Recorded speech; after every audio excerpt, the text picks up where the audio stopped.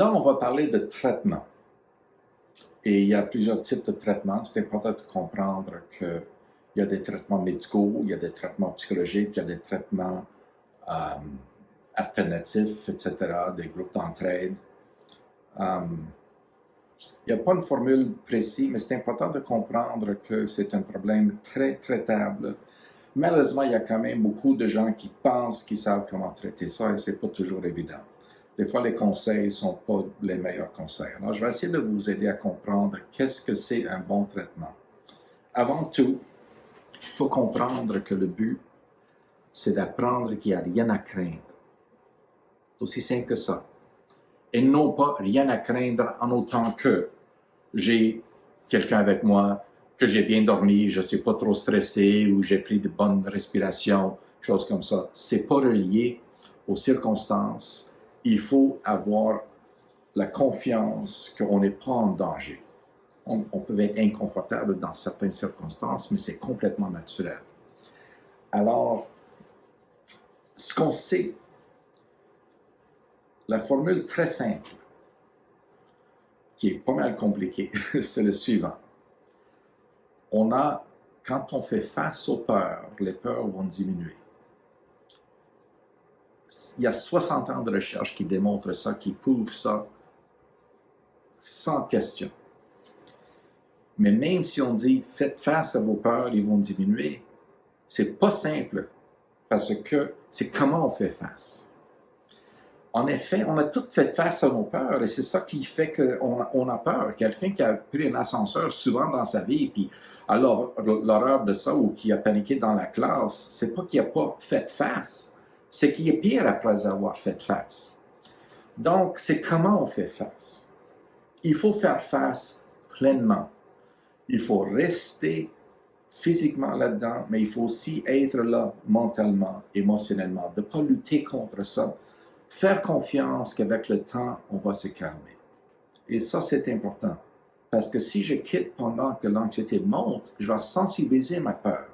Si je quitte pendant que l'anxiété baisse, je vais avoir plus de confiance la prochaine fois. Tout ça pour dire que le but, c'est qu'est-ce que j'ai appris. Si j'apprends de bonnes choses, la peur diminue. Si j'apprends de mauvaises choses, la peur augmente. Alors, le but, c'est de le faire d'une façon où on apprenne la bonne chose. Et pour ce faire-là, il faut comprendre que c'est des vagues. L'anxiété va toujours monter, va toujours descendre. On ne peut pas rester anxieux pour toujours. Donc, il faut essayer de rester jusqu'à temps que l'anxiété commence à baisser avant de quitter les circonstances. Quand c'est vraiment trop, là, c'est pour cette raison qu'on essaie de le couper en morceaux. Si, mettons, j'ai trop peur de l'autoroute, je pourrais peut-être aller sur la voie de service pour une couple d'arrêts ou débarquer tout de suite. Aller avec quelqu'un une fois, aller seul la prochaine fois. Rentrer dans l'ascenseur avec la porte ouverte. Et quand on est mieux, on peut le répéter avec la porte fermée, etc. C'est-à-dire qu'on peut quand même faire face d'une façon graduelle pour que c'est plus facile, mais il faut toujours rester dans les circonstances, dans les pensées, dans n'importe quelle circonstances qui nous font peur, jusqu'à temps qu'on voit que finalement, c'était pas si pire et là, on peut quitter et comme ça, on développe la confiance. Alors, les gens ont tendance de faire des évitements physiques, mais aussi des fois mentaux. Si je prends l'ascenseur puis je dis « OK, je vais toffer ça, c'est juste 10 secondes, 10, 5, 4, 3, 2, 1. » Je l'ai fait. Qu'est-ce que ça m'a fait? Ça va simplement m'empirer parce que j'ai quitté pendant que j'étais en panique. Mais il y a des gens qui vont dire « OK, j'ai bien dormi, alors je ne vais pas paniquer. J'ai resté à une telle distance, j'ai mis des vêtements léchés pour ne pas suer, etc. » Non, il faudrait apprendre que finalement, on n'a pas besoin de rien faire. On a besoin juste de faire confiance à notre corps. Par exemple, une madame elle a fait quelque chose de très naturel. Dans un groupe, elle parlait de sa semaine, qu'elle était très contente, qu'elle a eu juste une petite panique dans la semaine.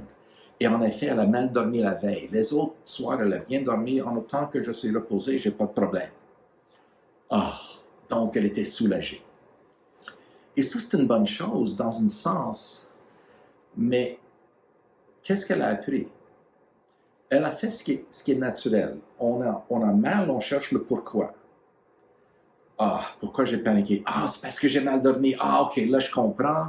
Ça explique ça. Et donc, je sais quoi faire pour l'éviter. Mais ce que ça veut dire, c'est que je devienne esclave à ça. Quand je cherche le contrôle, je deviens esclave au contrôle. Alors, la prochaine fois qu'elle dort mal, et on va tous mal dormir de temps en temps, elle va freaker, oh mon Dieu, j'ai mal dormi, je vais paniquer, puis elle va paniquer. Donc, le but, c'est d'apprendre qu'il n'y a rien à craindre et les circonstances ne sont pas si importantes, de ne pas faire d'évitement mental en disant j'ai pas paniqué à cause de, ou j'ai paniqué à cause de ci, à cause de ça. Faites-vous-en pas. Ce qui est important, c'est que c'est un mécanisme naturel, normal, et normalement, ça passe très vite, sauf si on le nourrit. Et on peut juste le nourrir si on a peur de l'anxiété même. Si on n'a pas peur de l'anxiété, on ne peut pas paniquer.